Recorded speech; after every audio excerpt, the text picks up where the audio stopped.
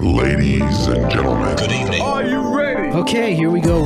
You're listening to the Deal Room Podcast. Join us as we bring you the inside scoop on business sales and acquisitions. Get across trends in the area and hear the industry's best recount their real-life tips, traps, and experiences. Now, here's your host, Joanna Oakey.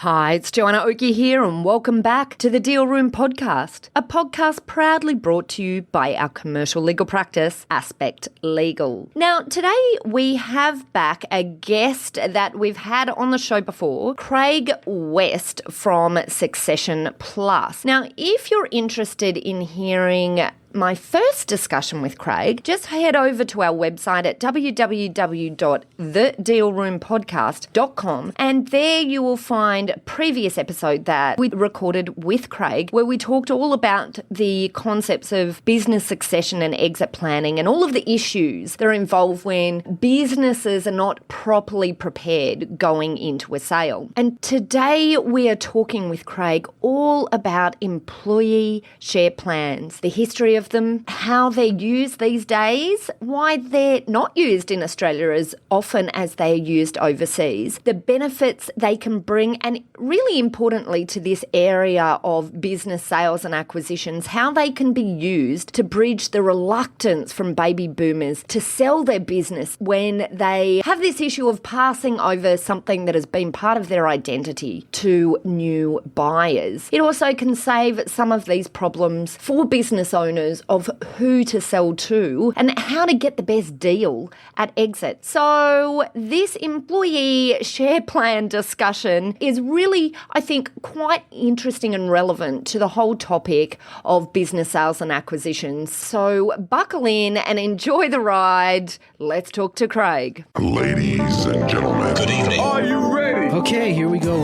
You're listening to the Deal Room Podcast. Join us as we bring you the inside scoop on business sales and acquisitions. Get across trends in the area and hear the industry's best recount their real-life tips, traps, and experiences. Now, here's your host, Joanna Oakey. Hi, Craig. Welcome back onto the Deal Room Podcast. I'm so excited to have you on board again, sharing all of this knowledge you've got about this area. Today, talking about employee share plans. Thanks for having me. I'm looking forward to it. Excellent. Okay. All right. So before we start talking about the employee share plans, maybe just give a quick recap. Our listeners may have listened to an earlier podcast that we had together where we talked all about the concept of business succession and exit planning. But in that podcast, you also touched on the concept of employee share plans. So maybe if you can just give us a quick overview of your background in employee share plans and what brought you to your interest in them. Yeah, look, my background here is really similar to the rest of the work that I've done. It's all around exit and succession planning. But what I saw in a multiple number of these examples is key people within a business are absolutely critical to making a sale or exit work correctly. So even at the simpler level where you're passing it on to your kids or your family, up to the large businesses where you've got a couple of hundred employees, the buyer, whether that's a family member or a large corporate, is always worried about key people. How are the key people locked in? How do I know they're going to stay after I buy it? How do I know they're going to continue to perform? All those questions are critical. And employee share plans actually have a very unique strategy that you can use to actually help a sale progress, because that quick key question can be answered by the fact that you've got an employee share plan in place and that it's working and that it's generating, loyalty and retaining key people and all the key things that they do. And so in lots of the strategies that we put together, whether the business is preparing to be sold or whether it's being passed on or whatever the strategy might be, an employee share plan can be a really useful tool to solving that big risk factor, because the big risk factor is going to cost you money if you don't get it right. Oh, absolutely. And so I guess just as a comment on this, we had a matter just a few weeks ago, actually, where there was a massive employment issue just for actually as the deal was about to exchange, which caused a massive change to the deal. And the key staff member walked off. And because the key staff member walked off at this point because they thought they had a lot of power in the situation, which as it turns out they didn't in the end. But the problem with this was it sent the buyer into a bit of a frenzy because they were obviously concerned about how the business would continue to run without this key staff member that had walked. And I think part of the issue that had led to it was perhaps a breakdown in communication over time and issues with the communication that had been had between the owners and the key team member, but also a failure of communication, I think, because they hadn't thought about the issue or talked through the issue. So it was both strategy and communication that were at issue in this particular matter. But the end result was a really big potential issue. Firstly, the sale almost fell over, but it was saved at the end of the day. But it resulted in a drop in the price and a large retention that then was effectively became an earnout that hadn't been on the table prior to this point. So it's interesting that we're talking about this because I see staffing issues all the time, but this is something that we've just seen very recently. So it just made me think of the real reality of the importance of business owners as they're gearing up for exit, thinking about how it is that they manage the risk for the buyer and for themselves as well of issues with key staff members. So what's your thinking in this area? How are you counselling businesses they should be approaching this issue? Look, I think the whole topic of employee share plans is really, we're very much behind the eight ball here because in the United States and the UK, they're far more popular. They've been used in the United States most commonly. They're all over the place over there. There's thousands of them. They're not as common here. And I know the government, in fact, just this month, have released a new consultation paper to try and improve some of the legal restrictions and issues around implementing employee share plans because the government recognises that they work. And, that's the bottom line. The employee share plans, there's a whole stack of academic research around employee share plans. They work, and they work in terms of things like improving sales, improving productivity, improving employee retention, growth. All those things actually work really well. Where I've found a unique use for them is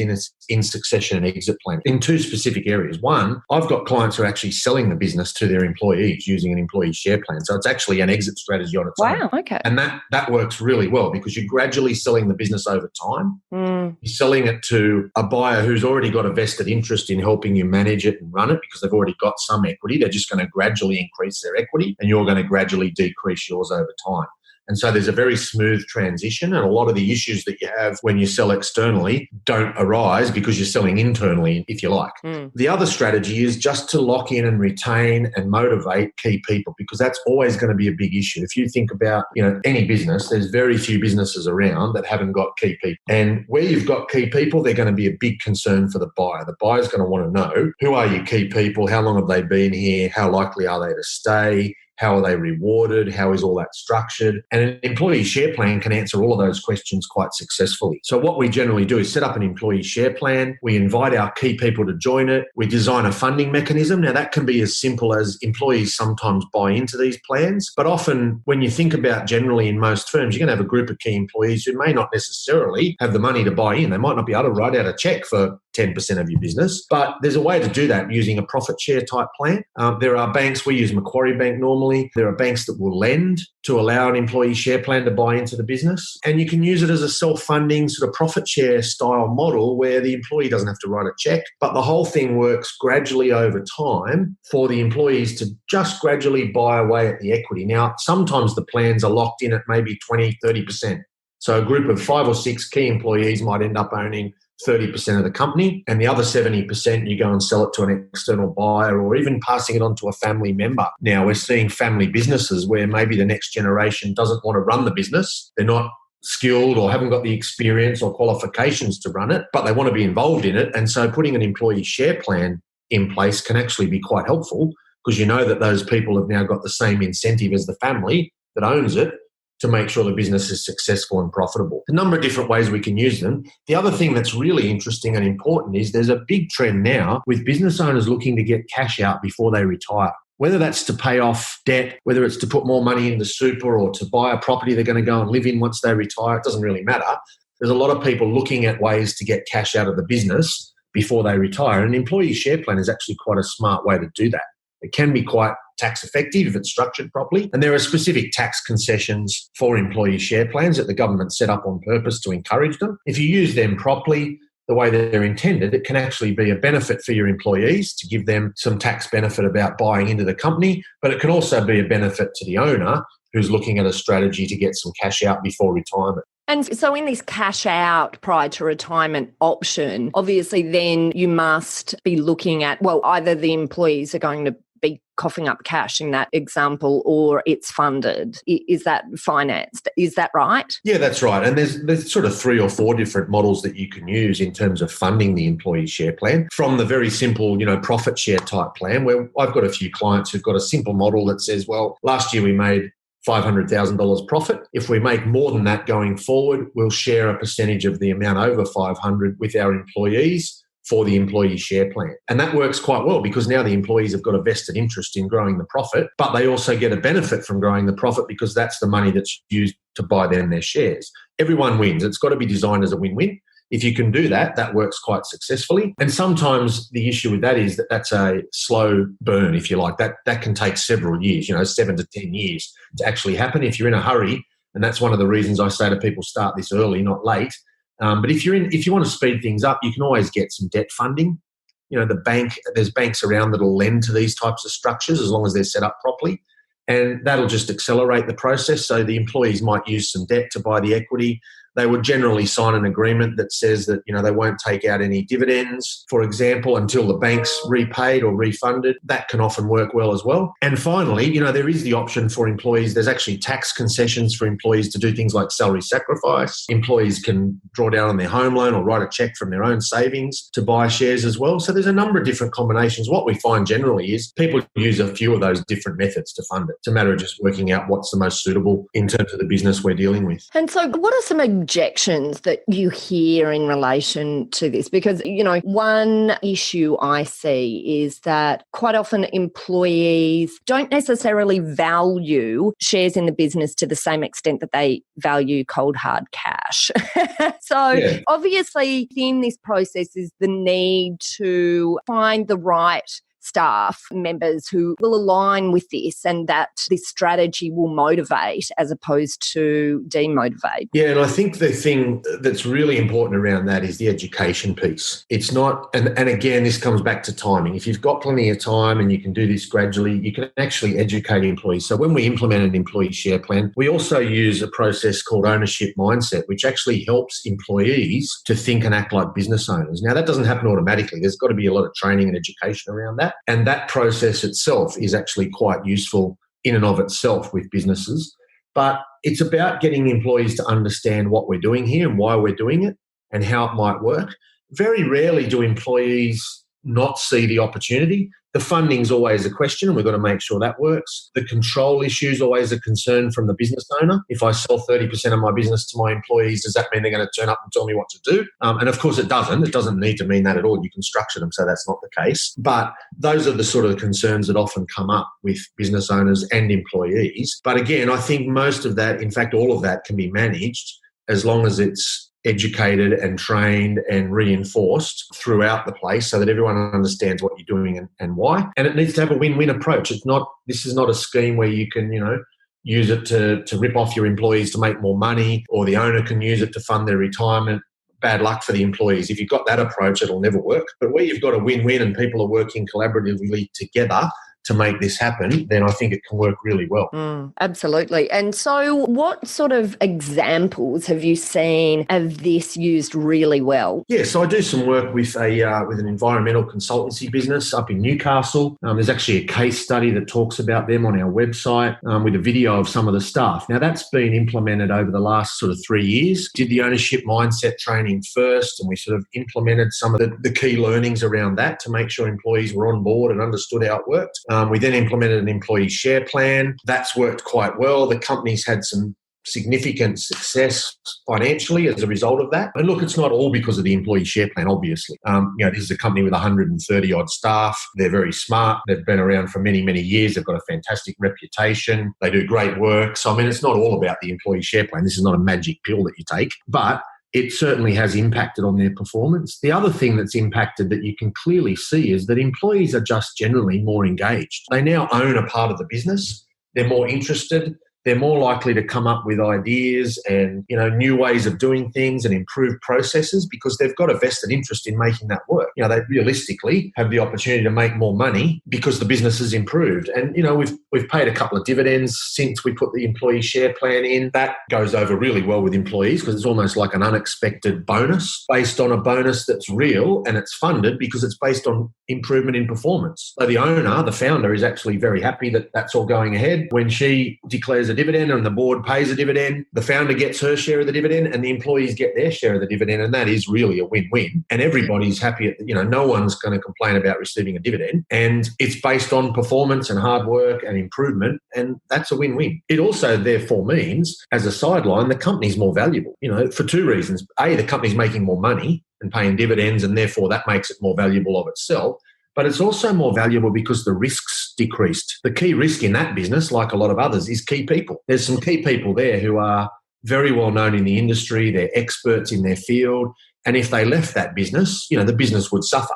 Some sort of downturn in work and might even lose some other employees who are there because of that person, etc. Now they're in the employee share plan. Whilst it's not impossible for them to leave, it's certainly far less likely. And therefore, when you look at the business, the risk overall has reduced. Therefore, the valuation goes up as well. Yeah, I completely get it. It certainly makes a lot of sense. And, I think it's a very interesting structure to look at. Some of the issues that I see is this concern that utilising employee share plans might reduce the pool of buyers. And employee share plans, I guess we should say, can have different elements in relation to the ability to buy the employees out, for example, if there is, a sale at the end of the day through the drag-along clauses. But do you ever deal with employee share plans where that is not a component, i.e. that the employees have the absolute ownership without a drag-along right? And is that a concern that you've seen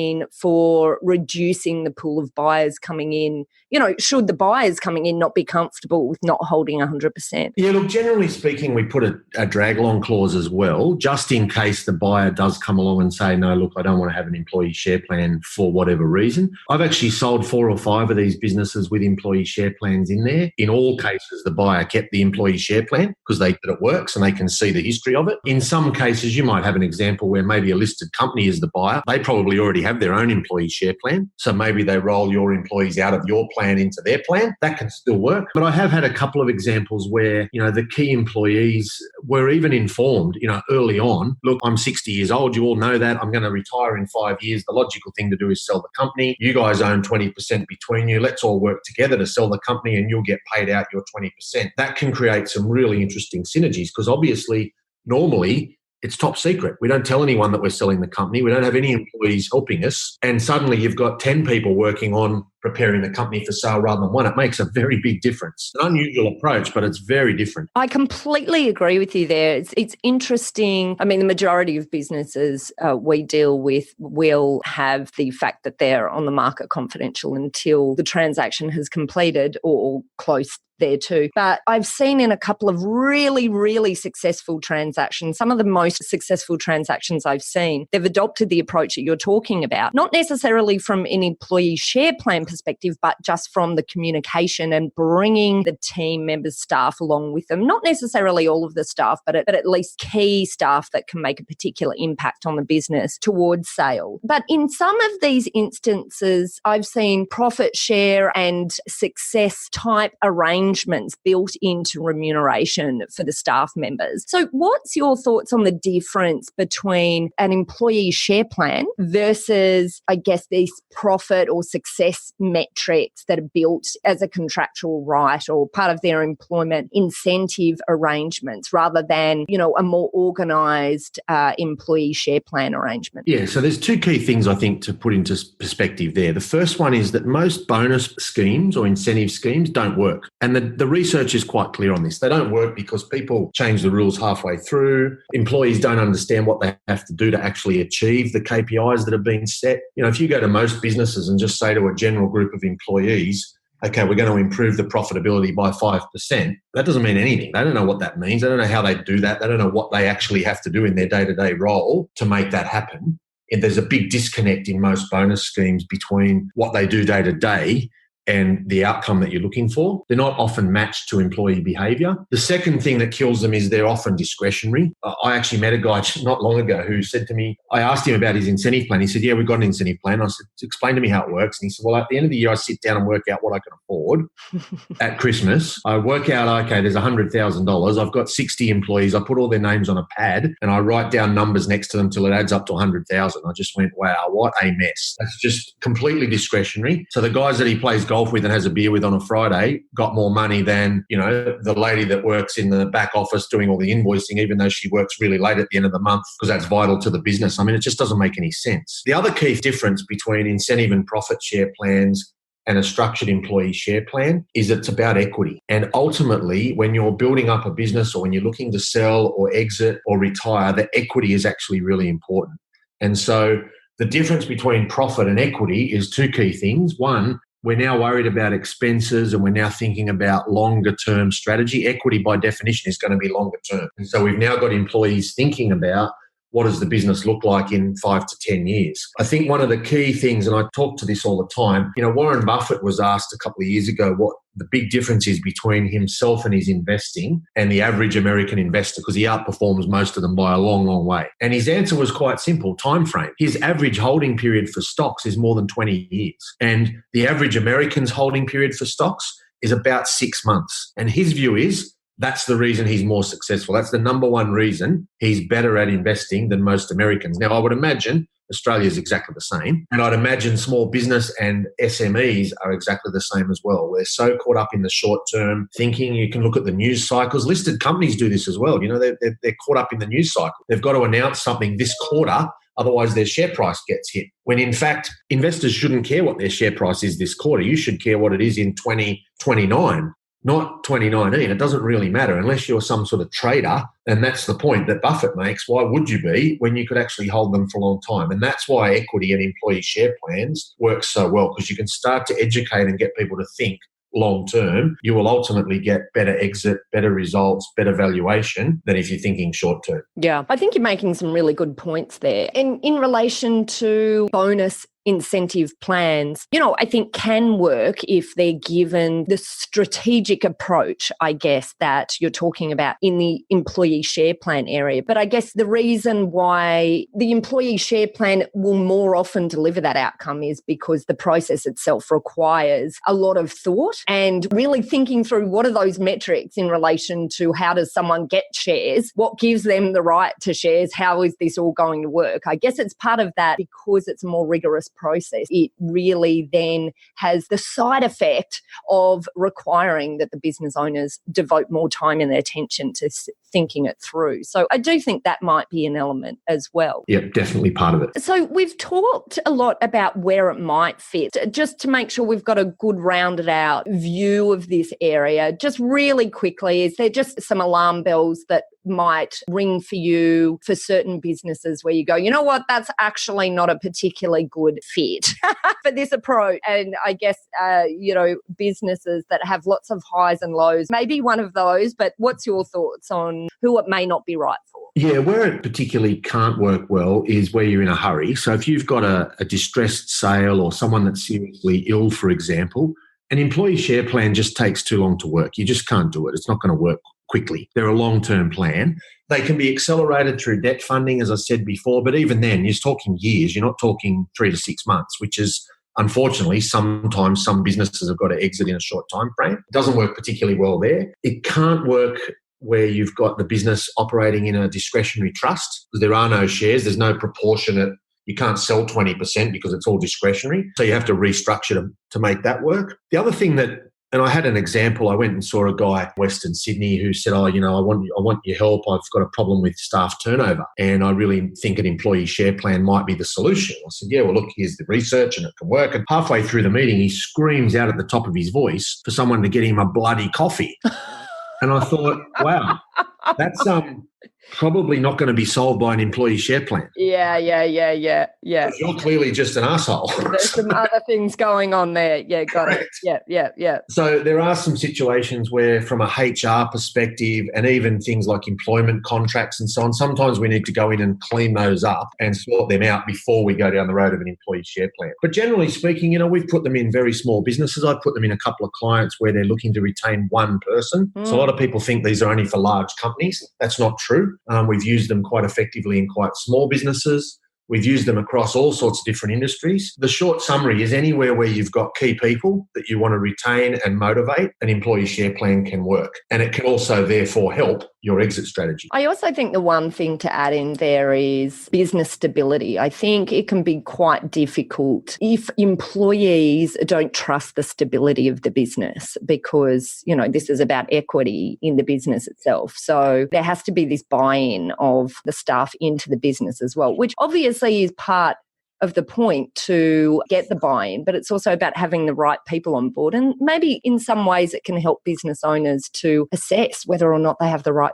people as well, And that is part of our process now. We've actually added that to the process to actually say to people, look, don't go and put an employee share plan and just invite all your employees. Before we do this, let's make sure we've got the right people in the right seats doing the right jobs. And we can start to work out how we use an employee share plan to better motivate them and retain them and do all those sorts of things. Because there's no point putting it in place for the wrong people. Last thing you want to do is work out a smart way to retain people you don't want.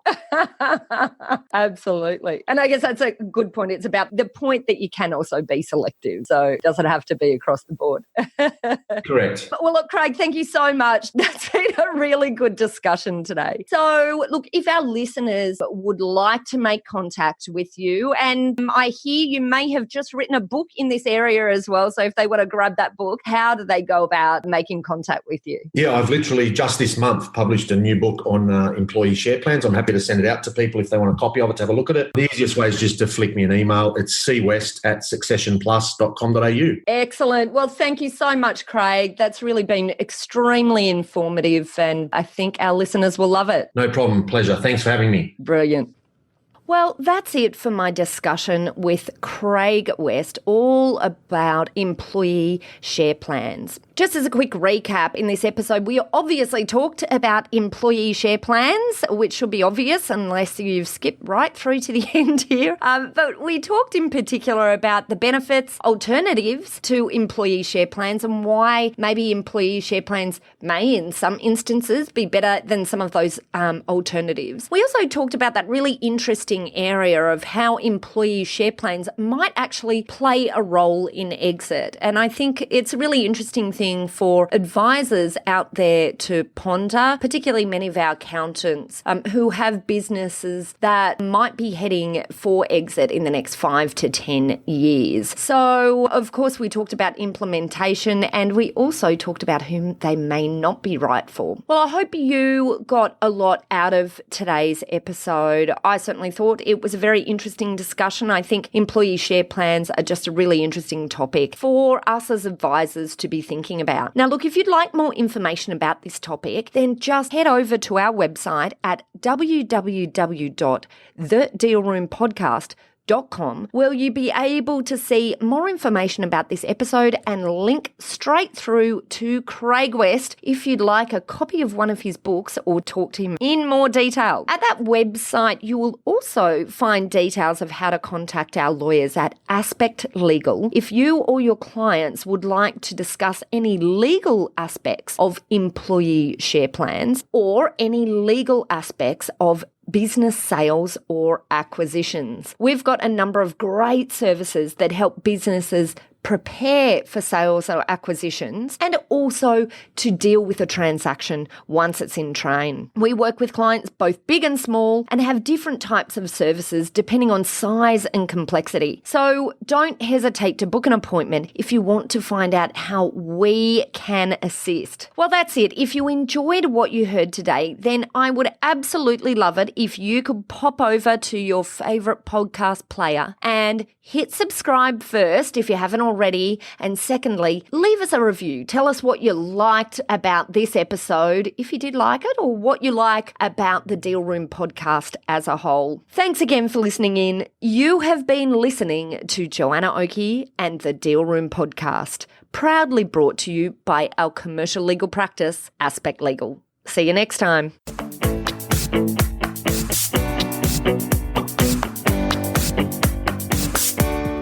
Are you looking for a top quality legal team to assist you in your organisation?